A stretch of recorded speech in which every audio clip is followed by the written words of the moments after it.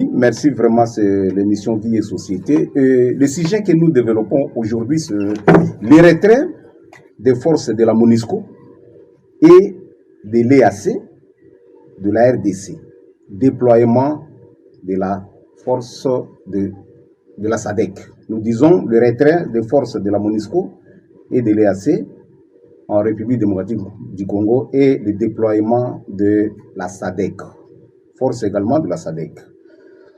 Quelles conséquences pour l'avenir de la RDC? Et nous recevons dans ces studios de la RTNC M. Dismas Kitenge, qui est analyste politique, si nous pouvons le dire. Bonjour Dismas. Bonjour Gilles Osilo, bonjour tous nos auditeurs de la RTNC qui s'engagent. Voilà. Avec vous, nous décortiquons ce sujet, c'est le retrait des forces de la MONUSCO et de la SADC et de l'EAC, de la RDC et déploiement de forces de la SADC. Comment vous voyez la quintessence ou la reformulation du sujet du jour? C'est un sujet qui répond à l'actualité. Pourquoi? Puisque vous savez que la RDC et la MONUSCO se sont convenus à travers un plan appelé plan de désengagement de la RDC pour le retrait définitif de la RDC de la MONUSCO. Et ensuite, le déploiement de la SADC décidé par le gouvernement et qui est déjà effectif avec l'arrivée des troupes sud-africaines. Merci Donc, beaucoup. un sujet vraiment qui répond à l'actualité. Merci beaucoup. Alors, d'entrée déjà, nous vous souhaitons d'abord, l'émission Vie et Société vous souhaite bonne année 2024. Merci. Bonne année également à vous-même et à tous les auditeurs de la RTNC. Ok, alors, en bref un peu, les raisons de votre séjour à Kinshasa. Je crois que vous êtes c'était en mission de service? Non, j'étais en mission de service à Kinshasa et à l'étranger. À Kinshasa, c'était participer au premier forum national d'identification des victimes de l'écosystème organisé par le FONAREV, le Fonds national en faveur de la réparation des victimes. Et ensuite, j'étais à l'étranger, à Paris, en France, pour la FIDH. On devait faire un plan triennal de respect des droits humains en Afrique et dans le monde. Et voilà, j'ai participé en tant que vice-président honoraire de la FIDH pour donner la perspective un peu de droits de l'homme pour les 3 années qui viennent sur les actions que doit mener la FIDH. Voilà. FDH signifie quoi? Fédération internationale pour les droits humains. Pour les droits humains. C'est une fédération internationale comme la FIFA, mais pour les ONG des droits de l'homme. C'est ça. Ok. Alors, après Dismas, après 22 ans de sa présence en RDC, la MONUSCO rentre. Comment vous appréciez ces retours? Les retours de la MONUSCO... Et surtout pendant que la RDC est encore agressée par le Rwanda. Les retours de la MONUSCO est voulu et souhaité et voulu par les autorités congolaises, mais aussi par une large partie de la communauté congolaise. Donc la communauté, les populations congolaises dans leur ensemble et les gouvernements en tête demandent ce retrait. Et la communauté internationale, à travers le Conseil de sécurité de l'ONU, a accédé. Alors, ce retrait doit se faire d'une façon progressive et ordonnée. Donc, la dernière résolution qui donne le mandat à la MONUSCO de faire encore une année chez nous a été adoptée le 1er décembre. Donc, le Conseil de sécurité a demandé à la MONUSCO de rester encore jusqu'au 1er décembre 2024. Ça fait une année. Mais alors pendant 2024, une année, 2024, c'est-à-dire 1er décembre 2023, 1er décembre 2024. Et pendant ce temps-là, le retrait doit se faire d'une façon progressive. Pour être concret, c'est que la MONUSCO va se retirer d'ici mois d'avril du Sud Kivu, de la province du Sud Kivu. Et il restera alors, la MONUSCO restera à Kinshasa, dans le Nord Kivu et à Ituri. Et là où il y a vraiment des défis importants sécuritaires, au Nord Kivu, vous savez qu'il y a les M23 en tête qui a agressé le Congo avec le Rwanda. Nous avons dans l'Ituri, il y a les mouvements, les groupes armés Codeco, avec d'autres groupes armés, même au Nord Kivu, il y a encore d'autres groupes armés nationaux. Puisqu'il y a internationaux et nationaux. Nous avons le M23, qui est considéré jusqu'à présent, vous ne serez pas d'accord avec moi, Gilly, comme beaucoup de nos auditeurs, qu'il est considéré comme un mouvement national. M23, un groupe armé national, bien sûr soutenu par le Rwanda. Attention, donc un groupe armé national. Le M23. C'est-à-dire de la RDC. C'est-à-dire de la RDC. Se trouvant, là, on part de la genèse du M23. Le M23 a été créé au Congo et par une bonne partie des Congolais. Maintenant, appuyé par le Rwanda. Donc, le M23, comme groupe armé, est considéré encore par beaucoup d'observateurs et des partenaires internationaux de la RDC comme un groupe armé national. M23.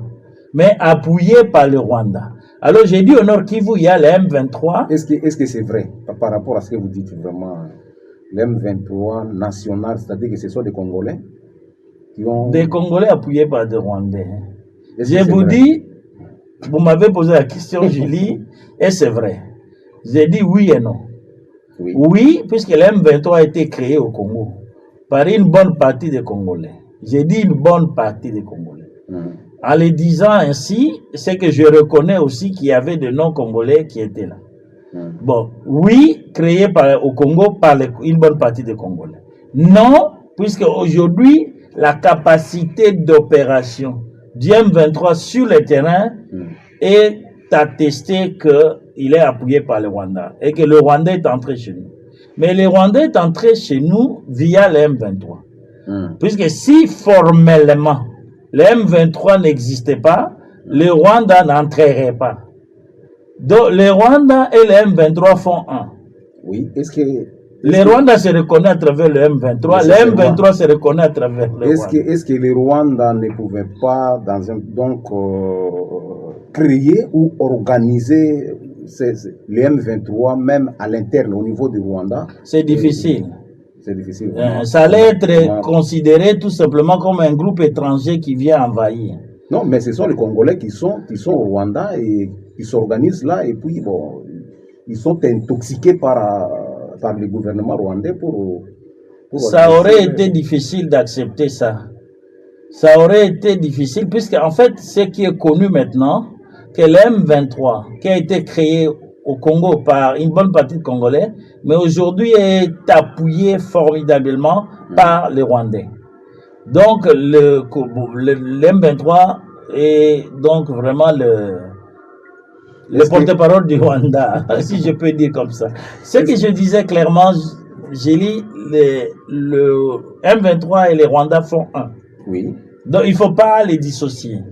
Mais en réalité, je vous disais, sur le plan international, je ne soulève pas les passions congolaises. Mais je vous dis ce que les acteurs internationaux considèrent.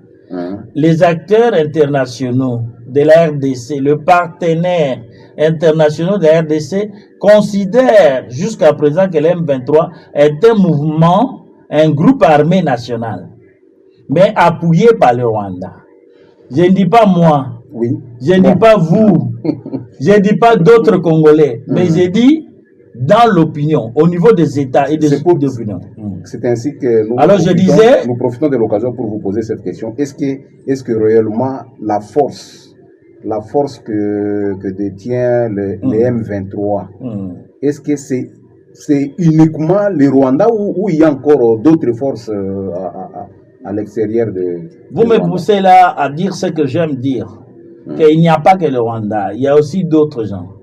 Mais si vous voulez que je crève l'abcès, je vous dirais il y a même l'Ouganda. Qui appuie le M23. Malheureusement...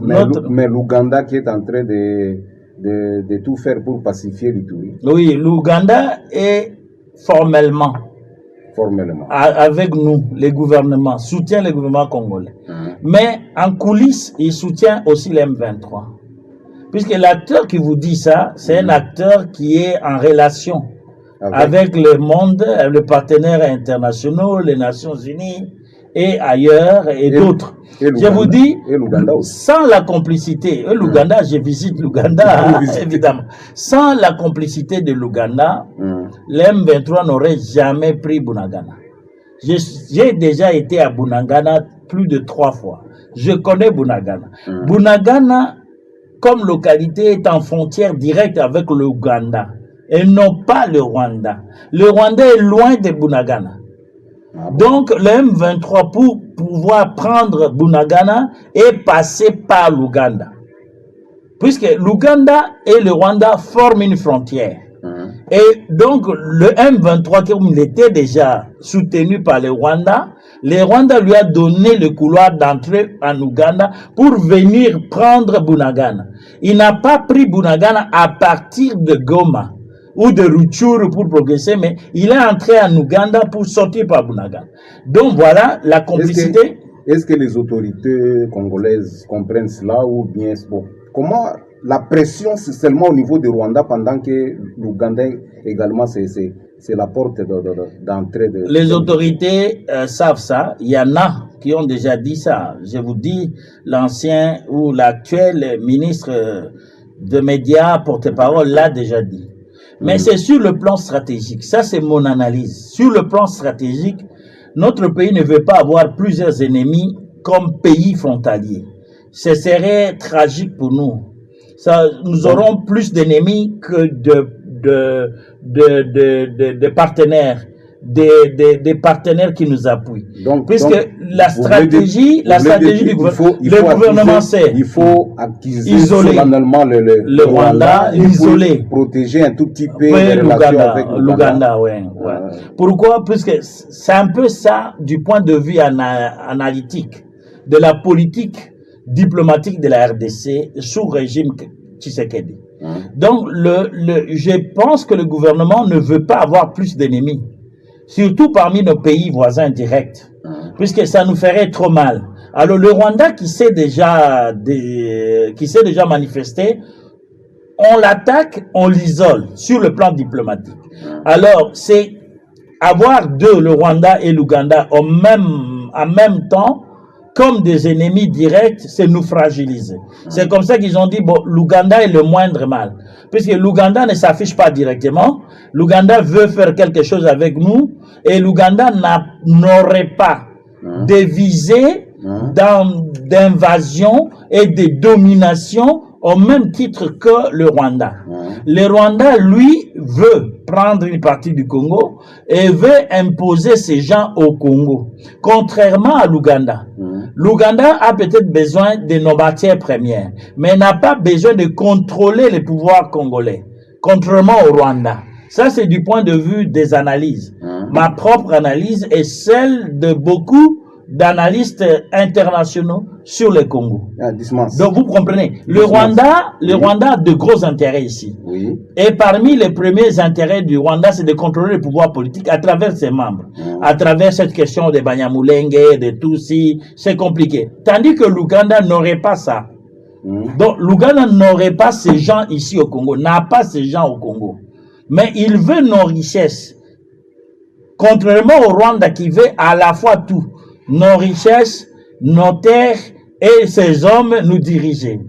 C'est plus compliqué. Alors je disais, les groupes armés, puisque vous m'avez posé la question de savoir comment le retrait là de la MONUSCO est perçu, et les groupes armés. Alors je disais, donc la MONUSCO va se retirer d'ici avril, et c'est la résolution du Conseil de sécurité qui vient d'être adopté le 1er décembre dernier, 2023, qui donne un mandat d'une année à la MONUSCO, qui demande à la MONUSCO de se désengager de certaines régions. Donc, la MONUSCO va quitter le Sud Kivu pour être concentrée pendant le mois qui lui reste dans le Nord Kivu et dans l'Ituri. C'était ça la question. Dismas, quels sont les pays ou les États qui font partie des forces de la SADC? Comme ça, nous allons faire l'étude pour savoir comment la SADC va rentrer. Bon, prenons l'EAC. L'EAC rentre pour être remplacé par SADC. Alors là, nous allons revenir. Mais les pays qui font partie ou les États qui font partie de l'EAC. Bon, non, l'EAC s'est retiré déjà. L'EAC s'est retiré déjà. Nous avons la SADC qui se déploie. Oui. Donc, laissons d'abord la SADC, parce que nous allons revenir là. Mais l'EAC, les fins de retirer les forces de l'EAC, de l'Est de la RDC, est-ce que vous ne sentez pas que ça peut également créer d'autres ennuis à la RDC par rapport à d'autres pays? Nous pouvons prendre les Kenya, le Rwanda, l'Ouganda et d'autres pays encore qui sont... Les conséquences du retrait de l'EAC, de la RDC, ça crée, puisque l'EAC s'est retiré du Congo par la volonté du Congo. Par la volonté du Congo. Mais l'EAC, en tant qu'organisation sous-régionale, voulait rester encore au Congo. Voulait rester pour dire que nous devons continuer. Le Congo a sollicité l'EAC. L'EAC a déployé ses troupes.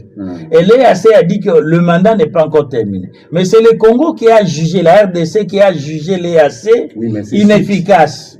Alors, les troupes sont rentrées, les pays de l'EAC ont retiré leurs troupes, non pas de gaieté de cœur, c'est avec regret.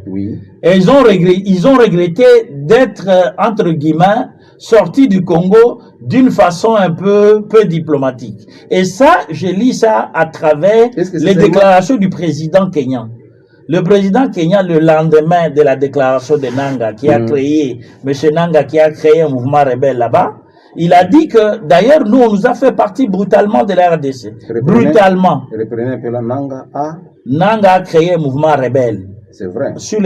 Il a annoncé, il a fait l'annonce de la création de l'Alliance du fleuve Congo, un mouvement rebelle, puisqu'il a dit un mouvement politico-militaire. C'est un mouvement rebelle qui va combattre le gouvernement de la RDC. Il a annoncé à partir de Nairobi. Et le lendemain, le gouvernement congolais a interpellé les autorités kenyanes pour dire que ce n'était pas normal, vous ne pouviez pas. Mais dans les explications du président William Ruto, William Ruto a dit que c'est bien, nous comprenons, il a justifié que c'est un État démocratique, les Kenyans, et donc ils peuvent accepter les opposants du gouvernement, ça ne fait pas de problème, leur déclaration les engage, que ceux qui ont dit, ils n'ont pas porté les armes à partir du territoire kenyan, mais le gouvernement, il a ajouté encore le président William Ruto, répondant aux questions des journalistes, il a dit que ils se sont retirés, le gouvernement congolais. William Ruto, c'est le président de Kenya, du Kenya. Du Kenya, okay. Oui. Il a dit que les troupes kenyanes ont été sommées, obligées de quitter le Congo. Et ça a montré que ce n'était pas de gaieté de cœur. C'était pas accepté. Alors je dis, la première conséquence du retrait des troupes de l'EAC, c'est que ça crée un peu un refroidissement dans les relations diplomatiques entre la RDC et certains pays de l'EAC, comme le Kenya. Puisque le Kenya qui avait le commandement, le monopole, qui avait le commandement des troupes, le commandement militaire des troupes de l'EAC. C'est le Kenya qui avait désigné le commandant, qui gouvernait, qui dirigeait toutes les troupes de l'EAC. Maintenant, il y a un refroidissement. Juste quand les troupes de l'EAC et du Kenya en particulier se retirent du Congo, le lendemain, les opposants militaires à la RDC, dont M. Nanga et Bertrand Bisimwa, du M23, se retrouvent à Nairobi. Et à partir de Nairobi, ils lancent un message donc de la création d'une nouvelle rébellion contre la RDC. Ça montre clairement que le Kenya n'a pas été d'accord. Le Burundi, lui, s'est un peu désengagé de l'EAC. Le Burundi voulait rester. Et le Burundi a dit qu'il a un accord bilatéral avec la RDC, indépendamment du retrait de l'EAC. Les autres pays de l'EAC ne se sont pas manifestés. Mais on sait qu'ils n'ont pas quitté de gaieté de cœur. L'Ouganda s'est retiré. L'Ouganda s'est retiré dans le cadre de l'EAC, mais est resté dans le cadre bilatéral avec la RDC. Alors, ça signifie quoi? Il y a un refroidissement. Première conséquence, refroidissement de relations diplomatiques avec le pays de l'EAC, certains pays de l'EAC. Deux conséquences, c'est que à part le refroidissement, c'est que la collaboration claire n'est plus là. Et nous prenons l'exemple du Kenya avec la RDC. Puisque le Kenya avec la RDC, il y a eu des rappels des ambassadeurs. Le RDC a rappelé son ambassadeur qui était à Nairobi de venir à Kinshasa et le Kenya a fait aussi les rappels pour des instructions. On n'a pas rompu les relations diplomatiques. Mais il y a eu rappel. Mais ça montre un malaise. Tentative de... Voilà. Pour qu'on soit également en conflit avec le Rwanda. Donc, deuxième conséquence, c'est que sur le plan militaire, ils nous accordent plus leur soutien. Donc, le soutien militaire des pays de l'EAC vis-à-vis de la RDC a pris fin. Troisième conséquence, sur le plan stratégique des échanges des informations. Échange des informations, de ce qu'on appelle dans les langages diplomatiques et même dans les langages militaires, échange de renseignements. La coopération en matière de renseignements a connu aussi une baisse. Oui. Donc, par exemple, certains pays ne vont plus nous collaborer comme il faut, puisqu'ils considèrent qu'on les a chassés du pays. Pour prendre un terme vulgaire, simple et clair, c'est on les a chassés de la RDC. Voilà, ça c'est... Voilà. Je crois que nous avons le là. Parce donc, que le renseignement, c'est que aujourd'hui, on ne peut plus compter tellement sur le Kenya. On ne peut plus, on peut compter sur le Burundi, puisque le Burundi a dit, moi je reste. Puisqu'il faut aussi prendre. Et surtout que le Burundi a déjà. Le Rwanda fait partie aussi de l'EAC. Le Rwanda fait partie aussi de l'EAC. Le Rwanda fait partie de l'EAC. Fait partie aussi de la SADC, nous en parlerons. Voilà. Alors, voilà. Les mêmes pays qui font partie de l'EAC font également partie de la SADC. Pas tous, mais en tout cas un bon nombre. Alors, vous comprenez que, je disais, sur le plan des renseignements, s'il y a un ennemi qui passe par ces pays-là, donc ces pays-là n'ont plus la même disposition de collaborer comme avant. Donc, ils peuvent même taire, ne pas dénoncer l'ennemi de la RDC. Ils peuvent même l'héberger. Et l'exemple aussi, pour être clair, je suis pas politique, je suis analyste politique, je suis des droits humains, donc ONG des droits humains à Kisangani, au Congo et sur le plan international. Je donne un exemple. C'est celui encore clairement de M. Nanga. Il annonce à Nairobi la création de la rébellion, de son alliance du fleuve Congo à Nairobi. Quelque temps après, il montre une vidéo, il est à Rutshuru. Mais il est passé par où? Pour vous montrer que la coopération en échange des informations entre la RDC et certains pays de l'EAC ne fonctionne plus depuis le retrait de leurs troupes. Donc, on pense qu'il est passé par les pays voisins pour entrer à Rutshuru, soit par le Rwanda, soit par l'Ouganda. Il s'est retrouvé dans les territoires contrôlés par l'M23. Voilà. Ça, c'est... Alors, c'est pour vous dire que les conséquences, j'ai donné les conséquences du retrait. Oui. Les trois conséquences. Quatrièmement, le renseignement. Le renseignement a baissé. Cinquièmement, puisque l'EAC a comme objectif la circulation, la libre circulation des biens, des personnes et des biens. Oui. Quand nous sommes en guerre contre le Rwanda, l'économie aussi en pâtit. Nos marchandises ne peuvent plus circuler comme il faut à travers le Rwanda. Le Rwanda peut bloquer l'Ouganda. Ne jouerait pas non plus le jeu clair.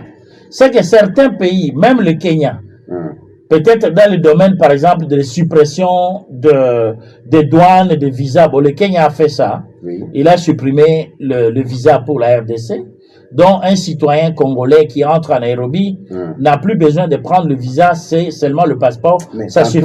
L'Ouganda a fait aussi ça. Tantôt, on essaie de montrer l'amour, bon, tantôt... Ouais, mais c'est l'hypocrisie des États. Donc, alors, les États qui ont quitté chez nous ne vont plus collaborer comme il faut. Voilà, Dismas, bon, mais quelle est votre analyse sur le déploiement des forces de la SADC maintenant? Cette force est venue par le gouvernement, par la volonté du gouvernement. Quels sont d'abord les États qui ont... Ils sont nombreux, donc je peux vous citer l'Afrique du Sud en tête. Oui. Nous avons l'Afrique du Sud, nous avons le Zimbabwe, qui est aussi là.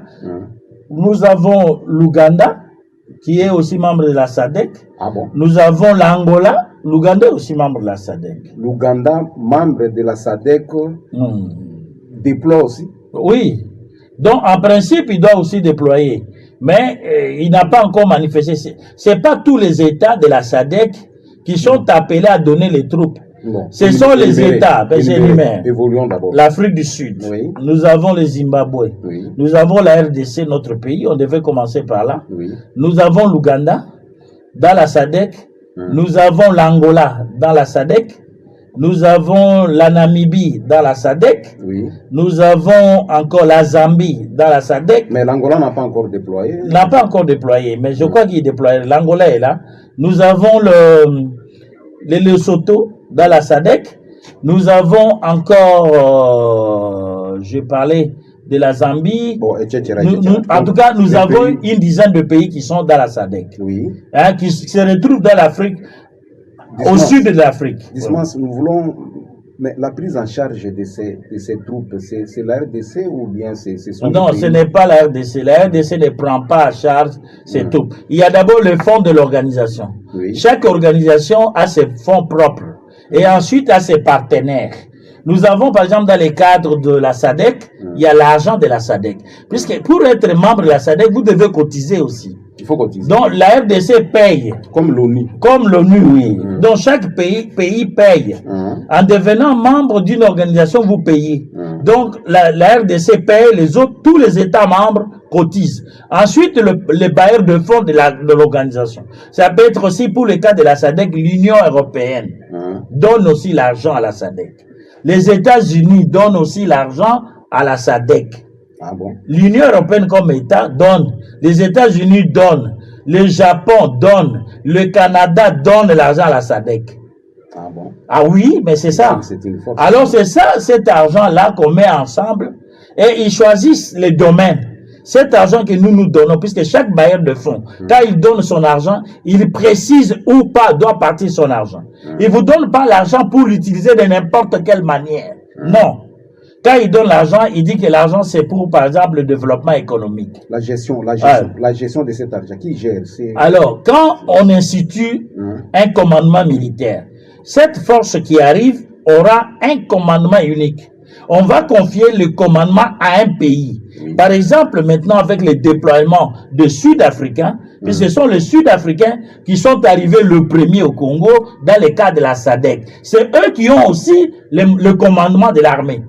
Okay. De cette force-là. Alors, on va donner l'argent pour être géré au pays qui assure le commandement militaire. Alors, ce serait l'Afrique du Sud.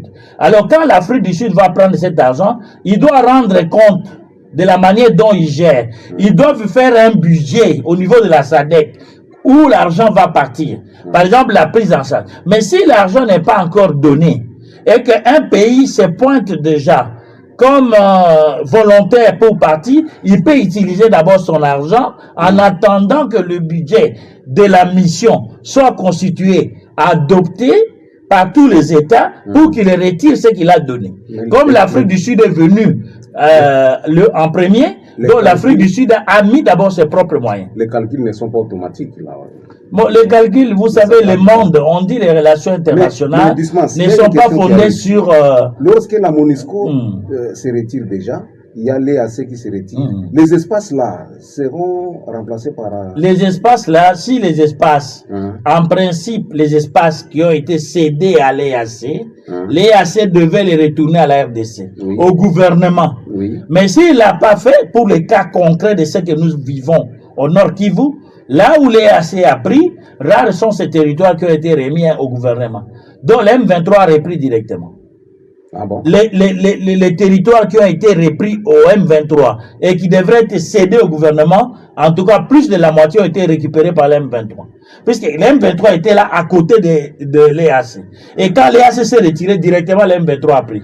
Mais certains territoires qui ont été cédés par l'EAC au gouvernement ont été maintenus par le gouvernement. Puisque là, les combats ont repris, clairement. Nécessairement. Voilà. Dites-moi, selon vous, est-ce que la MONUSCO a réussi? Nous revenons à la MONUSCO. Oui. La MONUSCO a réussi dans sa mission de pacifier l'Est de la RDC. Oui et non. Oui et non. Oui, puis ça dépend des périodes. Il y a eu des périodes où la MONUSCO rentre et laisse la RDC en difficulté. Oui. Donc, après 22 ans. Les difficultés n'étaient pas restées permanentes. La guerre actuelle du M23, Hein. en 2013, avait pris fin, avec la défaite du M23. C'est pour cela que je vous dis oui et non, c'est-à-dire, il faut mesurer, il faut évaluer l'efficacité du mandat de la MONUSCO suivant chaque conflit que nous avons eu. Hein. Il y a eu des conflits que la MONUSCO a résolus. Il y a eu les conflits que la MONUSCO n'a pas résolus. Pourquoi je vous dis ça? Prenons l'époque de 1998, Hein. la guerre du RCD a commencé. À 2003, Hein. la MONUSCO a réussi à pacifier le pays. Avec l'accord de Lusaka, quand nous avons eu la fin de la guerre à 2003, là, la MONUSCO a fait un grand travail. Hein. Maintenant, quand la guerre a repris en 2012, 2010, 2011, 2012, avec le M23. Pendant ces temps aussi, la MONUSCO a bien travaillé pour permettre avec l'armée congolaise de défaire le M23. Le M23 a été dissous. Le M23 a été vaincu avec le général Baouma en tête et tout ça. Nous connaissons l'histoire là. Mais après, avec les nouveaux conflits armés qui datent de maintenant 3, 4 ans, 5 ans, nous voyons que la MONUSCO a de la peine, elle n'a pas réussi. Clairement, elle n'a pas réussi. Donc, il y a eu des victoires de la MONUSCO dans ces pays. Il y a eu aussi des échecs de la MONUSCO. C'est ce que les gens doivent retenir. Ne pas dire que la MONUSCO a échoué pendant 22 ans. Ça, ce ne serait pas non plus une analyse objective. Il y a eu des défaites de la MONUSCO, des échecs. Il y a eu aussi des réussites. De 1998 en 2003, et de 2003 à 2006, les premières élections de 2006 que nous avons eues, c'était une réussite de la MONUSCO. Le pays a été unifié grâce à la MONUSCO. Voilà. Mais maintenant, la capacité de la force ou les forces onusiennes, mais qui tantôt résistent, il y a les M23 qui résistent devant l'ONU, mais des choses comme ça. Est-ce que vous ne voyez pas qu'il y a vraiment... Et ça, vous êtes à quelle période? Nous sommes maintenant à la période actuelle. Les nouveaux conflits armés avec M23. Si nous l'analysons pendant 3-4 ans, ou 5 ans, nous voyons clairement l'échec de la MONUSCO. Mais cet échec de la MONUSCO est aussi explicable, même quand c'est un échec, mais il faut expliquer l'échec. Pourquoi la MONUSCO échoue aujourd'hui? Puisque la collaboration avec le gouvernement congolais n'est pas claire, ça vous le savez. Il y a eu des moments où le gouvernement a bien coopéré, il y a eu des moments où il n'a pas bien coopéré. Quand je dis aujourd'hui, la coopération n'est pas bonne, puisque l'échec en partie de la MONUSCO est aussi l'échec des forces armées de la RDC qui ont en leur sein des traîtres. Donc, la MONUSCO, d'après ses mandats, depuis 2019-2018, avec le conflit au Nord Kivu et Ituri, la MONUSCO a comme mandat de combattre aux côtés des forces armées. C'est que la MONUSCO ne peut plus prendre le leadership, n'est plus au front la première force. Elle est la deuxième force. Elle vient après le gouvernement, les FARDC. C'est les FARDC qui attaquent, la MONUSCO lui donne l'appui logistique, l'appui technique et l'appui en information. Donc quand les FARDC échouent, automatiquement la MONUSCO échoue. La MONUSCO là est considérée comme l'allié des FARDC. Mais ce n'est pas la MONUSCO qui fait la guerre. Ça, il faut prendre, que ça soit clair. Alors, à ce moment-là, attendez-moi, Julie. Non, ça c'est ce qui est clair. Ça c'est quelle force de l'ONU qui... La force de l'ONU... Il faut revenir... C'est une force... Il faut être après ou derrière les forces congolaises. Oui, des choses comme ça. C'est une force de maintien de la paix. Est-ce que c'est vraiment l'ONU? Ce n'était plus avec le mandat d'imposition de la paix. Nous avons quitté les chapitres 7. L'ancienne ONU. Nous sommes plus... Non, l'ancienne ONU, même l'ONU, dans ses phases, il y a des missions qu'on appelle des missions de paix. Il y a des missions qu'on appelle des missions d'imposition de la paix. Ça, c'est le chapitre 7. Et d'observation. Vous savez que la MONUSCO n'est pas là pour faire la guerre. Ah bon? Oui, la MONUSCO est là pour faire la paix. Pour faire la paix. La paix, oui. Donc, on peut pour faire établir la paix. On fait la paix de quelle façon sans faire la guerre? Non, la MONUSCO n'est pas une force de combat. Ah bon? Comme une armée nationale. C'est comme ça qu'on appelle les casques bleus, non? Les forces de maintien de la paix. Les forces de la paix. Mais on mettait la paix à partir des armes. Oui, mais pas nécessairement. On peut faire la paix à travers les négociations. À travers les négociations. On peut faire la paix pour demander aux gens de cesser de faire la guerre. Et c'est comme ça que la MONUSCO était venue au Congo. La MONUSCO est venue au Congo avec l'accord de cesser le feu de Lusaka. Pousser les belligérants à arrêter la guerre. C'est la première mission de l'ONU. L'ONU n'est pas là pour faire la guerre. L'ONU est là pour empêcher la guerre. Malheureusement, les minutes courent. Les Nations Unies ne sont pas là pour faire la guerre. Les Nations Unies sont là pour empêcher qu'une guerre éclate. Et quand la guerre a déjà éclaté, les Nations Unies viennent pour mettre fin à la guerre. Pousser les belligérants d'abord eux-mêmes à arrêter la guerre. Donc, les Nations Unies favorisent les accords de paix. Et même pour le cas de ce qui se passe au Nord Kivu, la première mission des Nations Unies, c'est d'amener les belligérants à arrêter la guerre. Par les négociations, par le dialogue.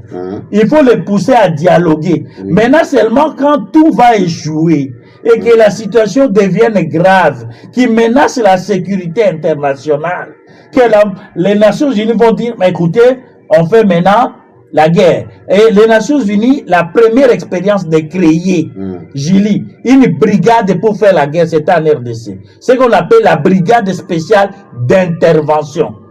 Puisque là, c'était sérieux. Puisque vous savez, les gardiens de la paix, les forces, les casques bleus, ne peuvent pas commettre des crimes de guerre, crimes contre l'humanité. C'est que les casques bleus ne peuvent pas faire d'abord faire la guerre. Mais alors, maintenant avec la brigade là, elle pouvait faire. Alors c'est comme ça qu'on a dit la Cour pénale internationale. Imposer la paix, faire la guerre, des choses comme ça, je crois que c'est...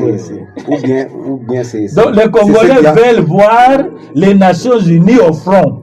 Contre l'M23. Imposer la paix. Parce et maintenant, à ce moment-là, les FARDC seront où? Bon. Le pays appartient aux Congolais. Les FARDC doivent être à l'avant. Maintenant, les forces de la MONUSCO derrière les FARDC. Vous manquez de matériel, on vous donne le matériel. Vous manquez de véhicules, on vous donne les véhicules. Mais c'est votre pays, combattez d'abord pour votre pays. Non, c'est aussi l'inexpérience des militaires de l'ONU. Mais quelle est la mission principale des forces de la SADC en RDC? La mission principale, parce que vous venez de dire tantôt la MONUSCO c'était pour imposer la paix, tantôt c'est pour l'observation, tantôt pour faciliter la paix, des choses comme ça. Alors la mission principale de la SADC, c'est de neutraliser les groupes armés. C'est neutraliser les groupes armés. Reprenez ça. Neutraliser les groupes armés. Ça, c'est la mission principale. Neutraliser les groupes armés. Ça ne doit pas changer parce qu'il y a ça ne peut pas changer. Neutraliser les groupes armés. Rétablir le retour de la paix. Rétablir la paix. Donc, mettre fin à la guerre.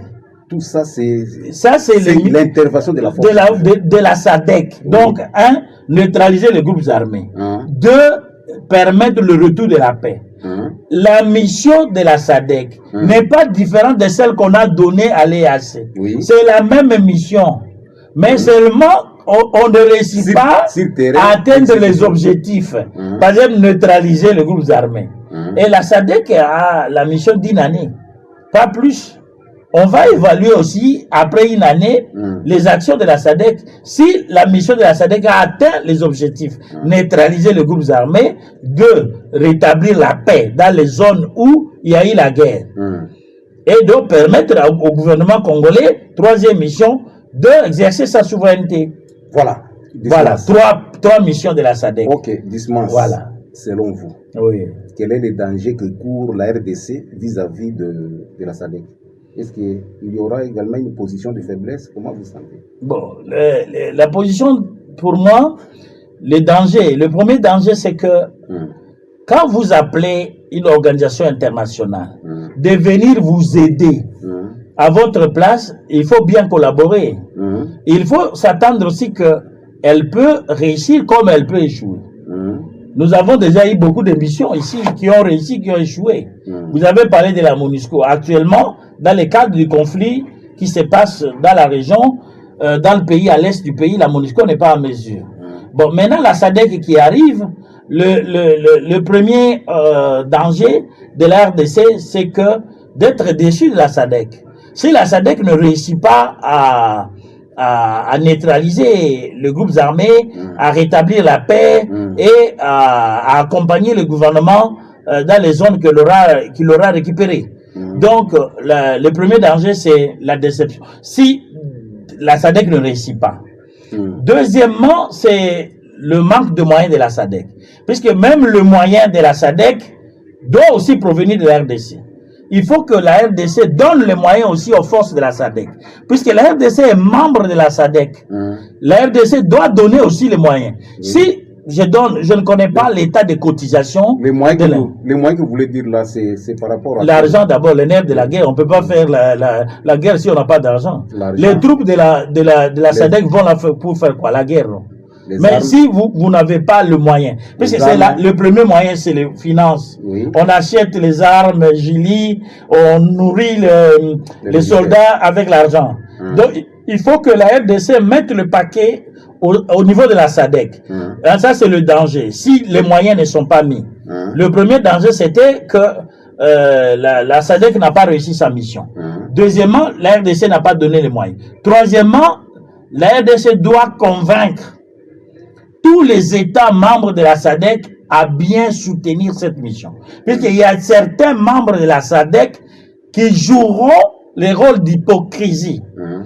Donc, ils sont là avec la RDC tout en étant là avec les rebelles. Notamment l'Ouganda, le Kenya. Bon, je ne vais pas les citer pour le moment, mais on peut les imaginer bien, comme vous l'avez fait. Et même les pays que vous avez cités vont jouer un rôle un peu ambigu, qui ne permettrait pas. Alors, il faut que la RDC convaincre tous les États de la SADC à bien soutenir cette mission-là et à décourager ceux d'entre eux qui soutiendraient les rebelles. Puisque nous avons déjà vu ça. Voilà. Quatrièmement, le danger aussi, c'est que de démoraliser ces troupes, de décourager. On va donner plus de moyens, plus d'espoir à la SADC et négliger les forces armées de la RDC. Si cela arrive, puisqu'on dit, bon, maintenant l'espoir, tout l'espoir sera la SADC, la SADC, la SADC. Maintenant, la FARDC va jouer quel rôle? Il faut éviter qu'on puisse accorder plus d'attention à la SADC, plus de moyens à la SADC qu'au FARDC. Donc, il faut, tout en souhaitant, en collaborant, en appuyant la SADC, appuyer fortement les FARDC pour que les FARDC soit leur pays, que le FARDC soit à l'avant-plan et qu'elle soit mieux soutenue, mieux motivée. Voilà. Parce que là, le gouvernement, dernier danger, c'est quoi? De disperser les efforts et de disperser le moyen. La RDC court le risque de disperser les efforts et les moyens.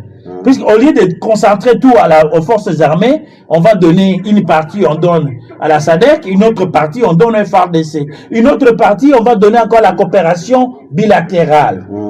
Puisqu'il ne faut pas oublier, nous avons la coopération avec certains États, comme le Burundi, comme l'Ouganda.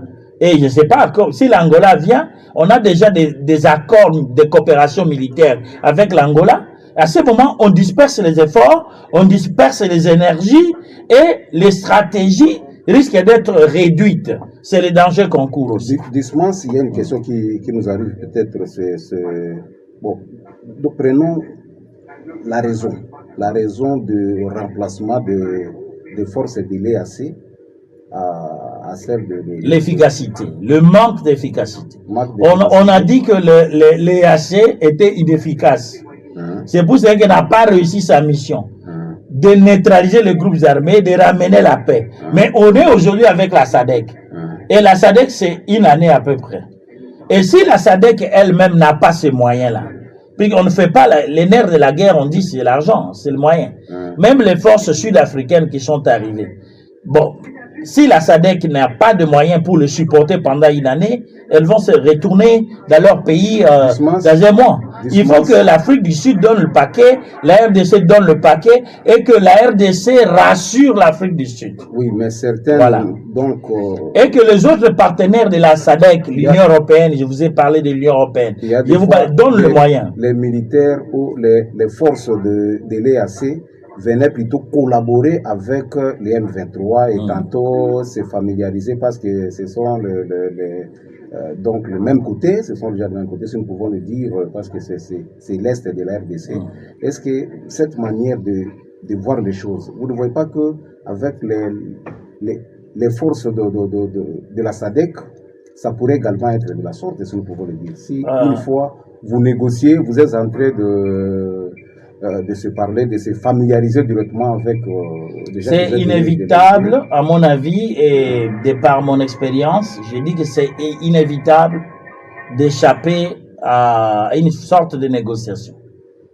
Puisque les forces internationales, quel que soit leur mandat, ont sur le terrain le devoir de coopérer avec les belligérants et de les convaincre à ne plus faire la guerre, de les dissuader. Ah bon? La dissuasion, quelle que soit la mission d'une organisation internationale, d'une force internationale, la dissuasion fait partie de leur stratégie. C'est-à-dire même les Sud-Africains qui viennent, ne connaissant pas le terrain, les M23 et leurs alliés rwandais qui sont chez nous, ils ont la maîtrise des terrains par rapport à... Ils ont la maîtrise des terrains plus que les Sud-Africains. Oui. Donc les Sud-Africains qui arrivent, qui ne connaissent pas le terrain, et vous leur demandez déjà de combattre le M23. Ils risquent de tomber dans les embuscades. Ils vont arriver, ils vont d'abord expliquer leur mandat. Même au M23. Ils vont expliquer. Ils disent que nous sommes là... Auprès de M23 ou bien des Congolais? Ils vont expliquer soit auprès de M23, soit auprès du Rwanda. L'Afrique du Sud, qui a déployé les premières troupes de la SADC, c'est un pays qui a de bonnes relations avec le Rwanda, a de bonnes relations avec nous. Ils n'ont pas rompu les relations diplomatiques avec le Rwanda en venant chez nous. Et en venant chez nous, officiellement, les troupes sud-africaines savent qu'elles ne viennent pas combattre le Rwanda. Elles viennent combattre les rebelles du M23, soutenus par le Rwanda. Alors, pour isoler le M23, l'Afrique du Sud, à sa politique comme État, va négocier avec le Rwanda pour que le Rwanda cesse d'appuyer le M23. Puisqu'il n'est un secret pour personne que sans le Rwanda, le M23 va disparaître dans quelques jours. Et vous pensez que l'Afrique du Sud ne peut pas savoir ça? Elle le sait mieux que nous. Et l'Afrique du Sud va dire, même si je viens ici pour combattre, puisqu'ils sont venus avec tout le matériel de guerre, ils ne viennent pas en tourisme. Et ils savent qu'ils peuvent être tués, comme certains soldats de l'EAC qui ont été tués en RDC. Certains ont été tués. Nous devons les reconnaître. Alors ils vont dire, on va en combat, en guerre. Mais quand nous allons en guerre, quel est notre adversaire? C'est le M23. Mais derrière le M23, c'est qui? C'est le Rwanda. Pas même derrière, avec le Rwanda. Alors ils vont d'abord dire au Rwanda, retirez vos troupes. Mais si vous ne retirez pas, nous allons les agresser, nous allons les combattre. Mais ça c'est la négociation. Même en pleine guerre, les armées aussi négocient. N'oubliez pas ça. Les négociations, ça signifie, je vais attaquer là. Est-ce que vous voulez qu'on s'affronte? Si vous ne voulez pas, retirez-vous. Alors, ce que je vous dis, c'est ce qui sera fait. Alors, il ne faut pas que les Congolais prennent ça très mal. Chaque armée a sa technique, même l'armée de la RDC négocie avec des rebelles. Je vais attaquer là. Si vous ne voulez pas, rendez-vous. Venez, oui. Dis-moi, pourquoi ces retraits, juste au début du deuxième mandat du président Félix Tshisekedi? Les retraits de l'EAC. De la RDC et de la MONUSCO. Oui, pour la MONUSCO, c'était déjà convenu. Le plan de désengagement de la MONUSCO date de longtemps. Mais ça a été seulement matérialisé donc avant la fin du mandat du président ou au début. Mais ils vont se retirer puisque le président lui-même et le gouvernement de la RDC disent qu'ils ont la capacité. Ils ont maintenant la capacité de faire la guerre seuls. Ils n'ont plus besoin de personne. Mais c'est le discours de la SADC. Ben oui, le président de la République l'a déclaré plusieurs fois, nous l'avons entendu, que le Congo maintenant a la capacité.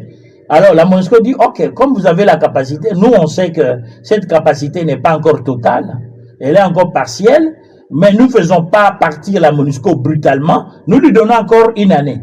Le Congo n'a pas été d'accord, mais il a concédé après le vote de la résolution de la prolongation du mandat de la MONUSCO en RDC. Notre ambassadeur à New York, Zenon Mokongo, c'est comme ça qu'il s'appelle, Zenon Mokongo, a dit que après avoir adopté, la RDC a accepté que c'est la dernière fois. Alors maintenant, ils vont mettre en place.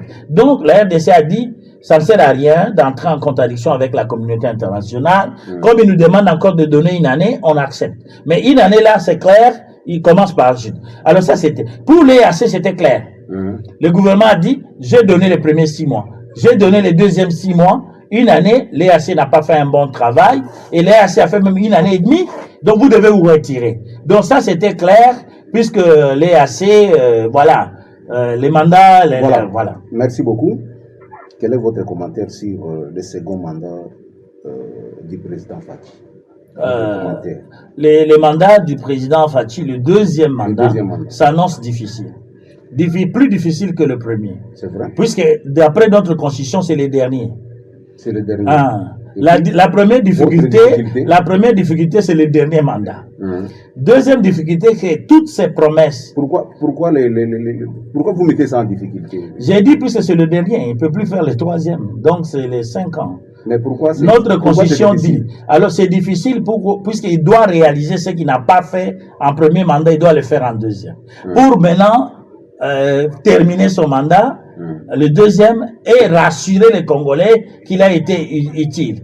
Donc, c'est le plus difficile que le premier. Le premier pouvait dire, oh, je fais ça, je n'ai pas eu assez de temps pour faire, mon programme était peut-être de 10 ans, mais le premier 5 ans, je fais ça. Mais ce que je n'ai pas pu faire, donnez-moi encore le deuxième pour consolider. Le président de la République a parlé de la consolidation. Si vous voulez que je consolide, donnez-moi. On lui a donné, entre guillemets. On lui a donné. Maintenant, il doit faire. C'est le plus difficile puisqu'il doit réaliser. Il doit réaliser. Alors, deuxième difficulté, c'est quoi? Deuxième difficulté, c'est qu'il doit créer la cohésion nationale. Les élections actuelles n'ont pas donné toute la cohésion. On a vu la fissure sociale. On a vu comment les gens se sont déchirés, les injures, tout ça, les discours de haine, d'incitation à la haine ont été présents.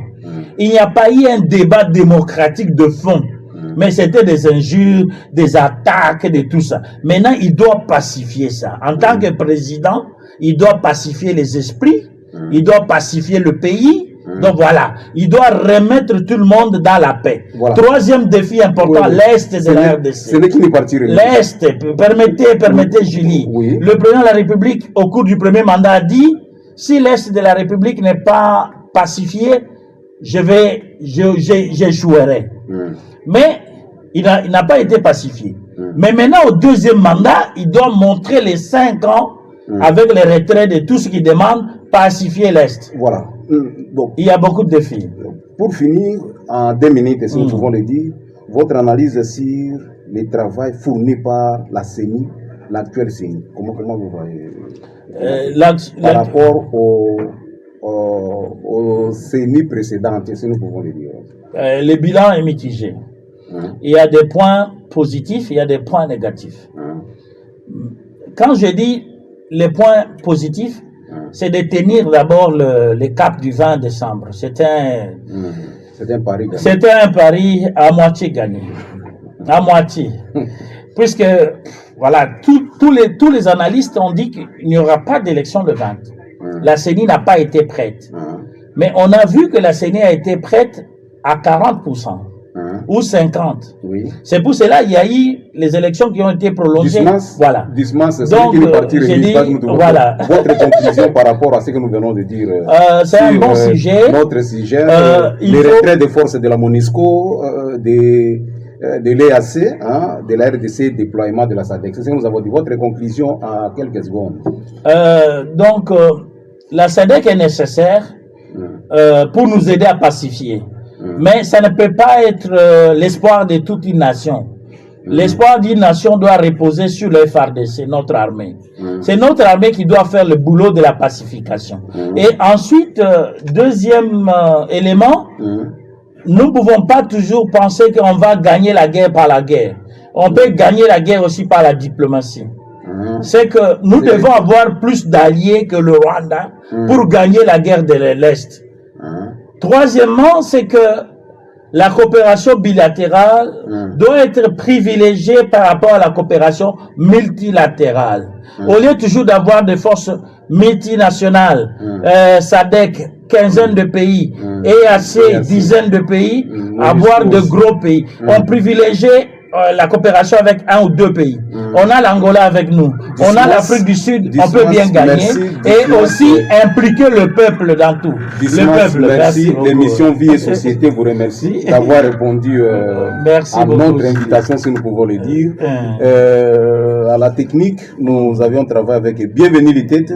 Le micro, c'était Gilles Lossul. Je crois que c'est pas la dernière fois. Non, je suis là. Merci vraiment et à la prochaine. Merci beaucoup. Merci.